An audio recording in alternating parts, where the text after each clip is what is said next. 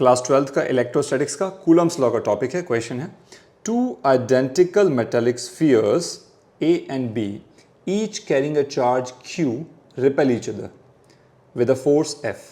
A third metallic charge, uncharged rather, sphere C of the same size is made to touch the sphere A and B alternatively and then removed away. What is the force of repulsion between A and B? Right, so they are touching it alternately. Remember this thing. Question को समझते देखिए क्या कह रहे हैं। देखिए, सो ये एक स्फीयर A है, ये स्फीयर B है, A B। पहली कंडीशन है दोनों पे चार्ज क्या है, Q है, Q है। सपोज दोनों के बीच में डिस्टेंस है R। तो इस केस में क्योंकि सेम चार्ज है और रिपेल कर रहा है तो पॉजिटिव मान के चल रहा हूं मैं, अज्यूम कर रहा हूं पॉजिटिव है, नेगेटिव भी हो सकता है, दोनों पे कोई दिक्कत नहीं है। डिस्टेंस R है तो फर्स्ट केस में F फर्स्ट क्या होगी इसके अंदर, K Q1 Q2 bye R square. तो क्या होगा, K Q square by R square, ये होगा ना पहले केस की फोर्स। ठीक है, इसको नहीं छोड़ते हैं। अब चलते हैं, एक थर्ड स्फीयर आया C। ठीक है, ये रहा C। अब इन्होंने क्या किया, A को C से टच किया। तो मैं क्या करता हूं, मैं A को फिर से इमेजिन करता हूं, ये रहा C और ये कैसा था, अनचार्ज था C। तो इसको डुप्लीकेट करेंगे तो पहले A के पास ये A रखा, A के पास C को लाया गया, इसको यहीं रख देते हैं, आगे जरूरत पड़ेगी डुप्लीकेट कर लेते हैं। A के पास C को लाया गया और इसको ऐसे टच कर दिया। ठीक है, उसके बाद इसको रिमूव किया गया तो इसको रिमूव कर देते हैं। तो क्या होगा, अगेन सेम इसको डुप्लीकेट कर देते हैं, डुप्लीकेट। और जब इसको आप रिमूव करेंगे तो थोड़े से चेंजेस आ जाएंगे, वो क्या होंगे, आई विल शो यू। ये रिमूव कर दिया अब। ठीक है, टच करने के बाद रिमूव किया गया, remember this very important. So now यहाँ पे जो A पे चार्ज है और C पे चार्ज, दोनों को चार्ज डिस्ट्रीब्यूट हो जाएगा। तो चार्ज यहाँ पे A पे था Q और C पे था इनिशियली Q इक्वल टू 0, कुछ भी नहीं था। तो अब जब अलग अलग होंगे तो इक्वल डिस्ट्रीब्यूशन हो जाएगा। सो आधा तो A पे बचेगा, तो A पे बचेगा Q/2 और C पे भी हो जाएगा Q/2 पॉजिटिव। ये नई सिचुएशन होगी। ठीक है, A पे नया चार्ज कितना है, Q/2, C पे नया। अब इन्होंने क्या किया, इसको C को, ये वाला है C को, इसको B से भी इंटरेक्ट कराया गया है। So it's like this. ठीक है, ये क्या कह रहे हैं, ये बोल रहे हैं कि जो C को ना, इसको B से टच किया गया है।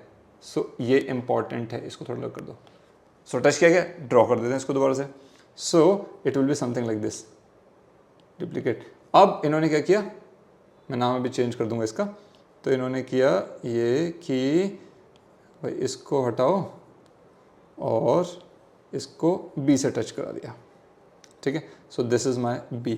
अब आपको पता है C पे पहले चार्ज कितना था, हम ऑलरेडी बात कर चुके हैं, है ना, वी हैव डन दिस। देखिए कितना है C पे चार्ज, C पे है Q/2, तो C पे है प्लस Q/2 और B पे चार्ज कितना है, प्लस Q। तो क्या होगा, इवन डिस्ट्रीब्यूशन, मतलब टोटल चार्ज ऐड होके हाफ हाफ इक्वल डिस्ट्रीब्यूशन होगा। मतलब जिस पे चार्ज ज्यादा है उससे कम की तरफ फ्लो करेगा, जब दोनों पे इक्वल चार्ज होगा हट जाएगा। इक्वल कैसे निकालेंगे, तो अब इसको इन्होंने हटा दिया उसके बाद।